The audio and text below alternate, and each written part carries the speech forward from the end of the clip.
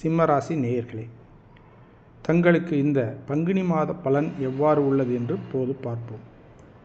தங்களுக்கு அஷ்டமஸ்தானத்தில் ராகு, சூரியன் மற்றும் சுக்கிரன் வக்கரகதியில் சஞ்சரிப்பதால் தாங்கள் இந்த மாதம் முழுவதும் மிகவும் நிதானமுடனும் எச்சரிக்கையுடனும் செயல்பட வேண்டும். பொருளாதாரத்தை பொறுத்தவரை நல்ல வரவு வந்தாலும் அதற்கேற்ப நெருக்கடிகளும் வந்து கொண்டே இருக்கும். குடும்பத்தில் பல குழப்பங்கள் உண்டாகி சமாதானமாகும். உடல்நிலை வைத்திய செலவுகள் வந்து கொண்டே இருக்கும். செலவை சமாளித்து கொண்டே இருப்பீர்கள். தொழில் செய்து வந்திருக்கும் அன்பர்களுக்கு திட்டங்களிலும் முன்னேற்றங்களிலும் தள்ளி போகும் வாய்ப்பு ஏற்படும். கூட்டு முயற்சிகளில் ஈடுபட்டிருந்தால் கூட்டாளிகள் விலகிச் செல்லும் வாய்ப்புகள் ஏற்படும். தொழிலில் வெளியூர் சென்று வரும் அலைச்சல்கள் அதிகரிக்கும். தொழிலில் சுணக்கம் காண்பீர்கள். தொழிலாளிகளை சற்று அனுசரிக்க வேண்டிய காலகட்டமாக உள்ளது.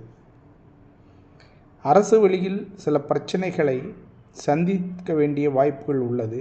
அவற்றை சந்தித்து நல்ல நிலையை அடைவீர்கள். உங்களை சார்ந்தவர்கள் உங்களுக்கு சிரமங்களை ஏற்படுத்தும் வாய்ப்புகள் உண்டு. ஆகவே யாரையும் கவனமுடன் கையாளுங்கள். இந்த நெருக்கடியிலும் செவ்வாய் தங்களின் லாபஸ்தானத்தில் சஞ்சரிப்பதால் புதிய சொத்துக்கள், வீடுகள் மற்றும் இடங்கள் வாங்கும் வாய்ப்பு ஒரு சிலருக்கு ஏற்படும். கணவன் மனைவியிடையே இருந்து வந்த சண்டைகள், சச்சரவுகள் சிறிது மன நிறைவை குறைக்கும். மன நிம்மதியையும் குறைக்கும் வாய்ப்பு உண்டு. இருந்தாலும் அவை சமாதானத்தில் முடியும். எதிர்பாராத வீண் பிரச்சனைகள் தங்களை தேடி வரும். சக பணியாளர்கள் மன வேற்றுமையுடன் உங்களுடன் பழகுவார்கள். பணிபுரிபவர்களுக்கு பணி சுமைகள், வீண் அலைச்சல்கள் அதிகரிக்கும். அதனால் மன சோர்வும் உடல் சோர்வும் ஏற்படும். மாணவர்கள் உடல் நலத்தில் கவனம் தேவை. படிப்பில் சற்று மந்தமாகவும் பயிற்சிகளில் ஒரு விருப்பமில்லாமலும் இருப்பார்கள்.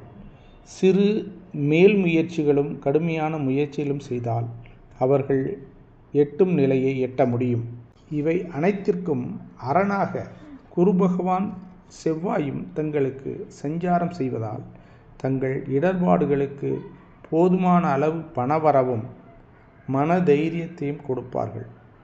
குரு பகவான் தங்களின் 2, 4 மற்றும் 6ஆம் இடங்களை பார்வையிடுவதால் பணமெல்லாம் செலவானாலும் ஆறுதலையும் மன நிம்மதியையும் வழிவகுப்பார். குழப்பங்களிலிருந்து தங்களை தெளிவுபடுத்துவார்.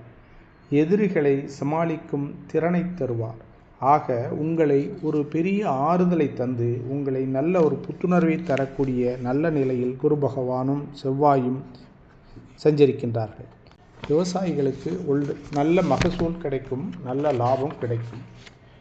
பெண்கள் கோபத்தை தவிர்ப்பது அவர்கள் உடல் மற்றும் மனதிற்கு நல்ல நிலையை உண்டு பண்ணும்.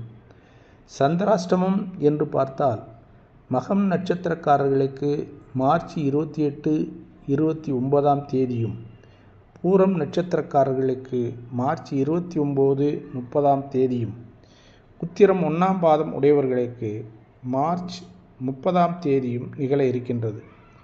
இந்த சந்திராஷ்டம தினங்களில் சுப காரியங்கள், புதிய தொடக்கம், நீண்ட தூர பயணம் அல்லது இரவு பயணங்களை தள்ளி வைப்பது அல்லது தவிர்ப்பது நல்லது.